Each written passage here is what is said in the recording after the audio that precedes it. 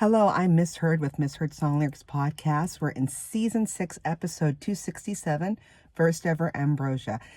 The Miss Heard song lyric is, "Side of me from the fears that are side of me. You're the biggest part of me." And then the correct lyrics is, "Inside of me from the fears that are inside of me. You're the biggest part of me." So just a warning for little ears, if little ears are listening, just want to say there's some adult content that's coming up. So I just want to give that warning to our little listeners, all right? So we're talking about Ambrosia. It's my first ever misheard with them. I love both the salad named Ambrosia and the band itself. So let's talk about both, and then I'll talk about what the misheard song lyric is about for those that have always heard that word but really didn't understand it. And then a little bit more about the band and the song. So let's talk about it. So let's start with the salad. I love Ambrosia salad. It is what they call an American variety of fruit salad, actually originating in the South. You gotta love the South in the U.S. And the recipes contain pretty much the same thing, often sweetened or fresh pineapple, canned mandarin orange slices, yummy, or fresh orange sections, miniature marshmallows, and coconut. And from there, it can vary. Other ingredients that people might add, I know I'm originally from the Philippines. We have our version of the Filipino Ambrosia salad, and we also add our own special things. But other people will include nuts, maraschino cherries, bananas, strawberries, peeled grapes, or crushed pecans. And some also change the whipped cream part. Some will add mayonnaise. Ugh, I don't know about that. Dairy ingredients, whipped cream or whipped topping, sour cream, cream cheese, pudding, yogurt, or cottage cheese. And then you put all that goodness together, have it refrigerate overnight, so then it allows the flavors to meld. And in New Zealand, Ambrosia is referred to a similar dish with whipped cream, yogurt, fresh canned or frozen berries, and chocolate chips or marshmallows loosely in the pudding. I'm gonna have to try that.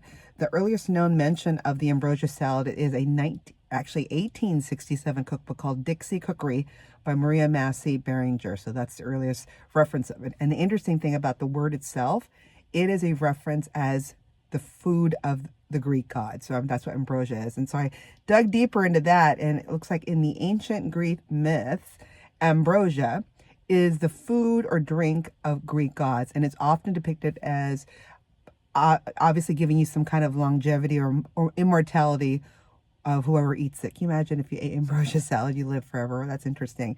It was brought to the gods in Olympus by doves and served either by Hebe or by Ganymede at the heavenly feast. And there's some ancient art, it says here on the internet, that sometimes depicts Ambrosia as distributed by the nymph called Ambrosia, a nurse of Dionysus. So lots of Greek attachment to this. And because of that, there's also the band Ambrosia, and I'll say in a minute why they call themselves Ambrosia, which is attached to this Greek myth here. So back to the misheard song lyric. Again, here's the adult content. Who maybe might be listening, I've always heard of sodomy, but I really didn't understand what it really meant.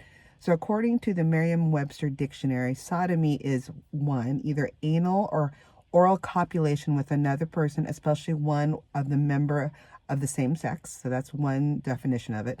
And I was surprised on the second definition, copulation with an animal. So that's what also sodomy can mean.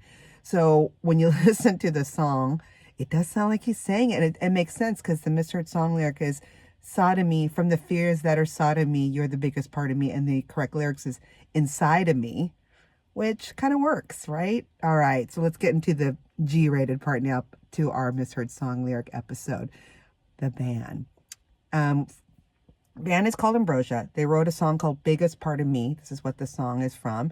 It's the first single of their fourth studio album called 180. It was released back on March 19th, 1980. Wow, what is that? 30 some years ago? 30 plus years ago, right? 34 years ago? 40 years ago, who knows, and was able to make it to the number 3 on the Billboard Hot 100, number 3 on the Adult Contemporary charts, and number 35 on the Hot Soul Singles chart. It was also certified gold by the RIAA, affectionately known as the Recording Industry Association of America.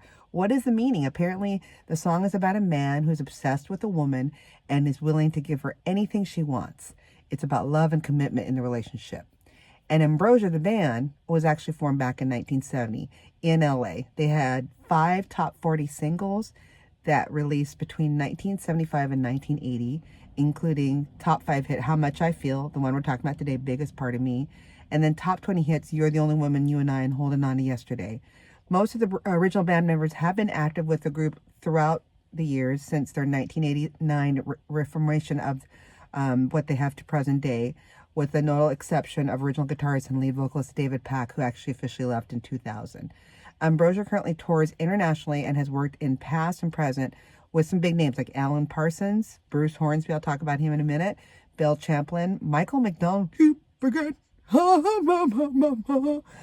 Peter Beckett, among other notable artists. But how did they start? So the group was founded as a quartet with guitarist vocalist David Pack, bassist vocalist Joe Puerta, I love that name, Puerta, I think it means door in Spanish, keyboardist Christopher North, and drummer Burley Drummond. I love that his name is has Drummond and he's a drummer. Okay, I digress. According to Joe Puerta, the original name of Ambrosia was actually Ambergris Might.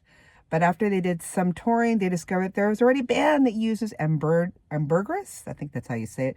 So they turned to the dictionary and picked the name Ambrosia because a name meaning nectar of the gods seemed fitting. Remember I talked earlier, it was like the food of the gods, Ambrosia, hence the name. While Ambrosia had several radio hits in the 70s, much of the material on their 5 albums was progressive in nature. So I talked about before with other bands, prog rock, progressive rock, a lot of just smooth, instrumental, just kind of doing its thing. The founding members of Ambrosia were reared in Southern California's South Bay, later adopting San Pedro as their hometown. That's a beautiful place. I went to school in San Diego, California, and was almost going to move to San Pedro, California. Their initial musical influences, like many in their generation, were the Beach Boys, Jimmy Reed, King Crimson, and the Beatles. And they fused their what they call symphonic art rock with a slickly produced pop sound, resulting in a melodic prog style. I like that, melodic prog style. Early on, the band was infatuated with Crosby, Stills, and Nash and Young, and began to experiment with vocal harmonies. That's what I love about Ambrosia, the harmonies, very tight. After the group attended a show at Whiskey A Go-Go in December of 1969 to see an unknown but highly recommended new band called King Crimson, their perception of music was changed forever. The musicians of Ambrosia were inspired by the music and artists of the prog rock or progressive rock era, and they acquired a significant regional admiration. And in 1971, a friend of theirs, see how fate works, was doing sound for the Hollywood Bowl and invited them to play there on stage to test a new sound system that had been installed. Gordon Perry, the head engineer in charge at the Bowl, was so impressed with the group that he invited them back to attend performances by the Los Angeles Philharmonic. He then introduced him to conductor Zubin Mehta, who featured Ambrosia as part of a so-called All-American Dream concert. See, it's being at the right place at the right time. Their first album, titled Ambrosia, was produced by Freddie Pyro. It was released back in February of 1975, and it spawned the top 20 chart single, Holding On to Yesterday, as well as Nice, Nice, Very Nice. I got to check those out. The latter sets to music the lyrics to a poem in Kurt Vonnegut's Cat's Cradle. Oh, interesting. The album was nominated for a Grammy Award for Best Engineered Recording Other Than Classical. Alan Parsons, very famous name, was the engineer for Ambrosia's first album and the producer for their second. All 4 members of Ambrosia played on the first Alan Parsons project album, Tales of Mystery and Imagination, which was recorded soon after Ambrosia's first album. So there's a lot of interconnection with Alan Parsons. David Pack later appeared on the Alan Parsons album Try Anything Once in 1993, co-writing, playing, and providing vocals on all 3 songs.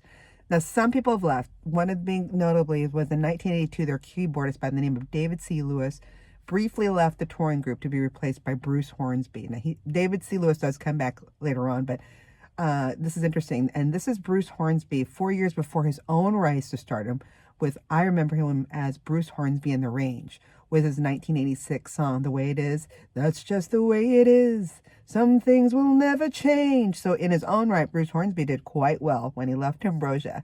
The same year, Ambrosia released their 5th album and final studio album called Rhode Island, May of 1982, their first effort without the assistance of Freddie Pyro's production company.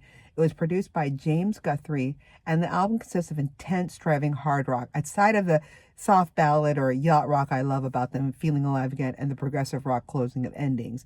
Though it received some airplay with How Can You Love Me, the album was unfortunately a commercial disappointment, and soon after, Ambrosia broke up, ending their run of chart success. So it seems to me that their secret sauce was that pyro guy that produced them in the past. But I still listen to them. A lot of people still do. They, like I said, the harmony is amazing. And I just feel like whenever I hear Ambrosia, it's like a warm blanket on a fall day, just giving me a hug. Anyway, I appreciate, the misheard song lyric. It does sound like they're singing sodomy, but it's not. And now we know the origin of their name, which kind of connects back to the salad, which I told you in the beginning that I love. If you have any great misheard song lyrics like this, please send it to any of our sites like Instagram, Facebook, X, formerly Twitter, or just send me an email at misheard, MISSHEARD songs @gmail.com. Till then, keep singing the songs wrong. Bye.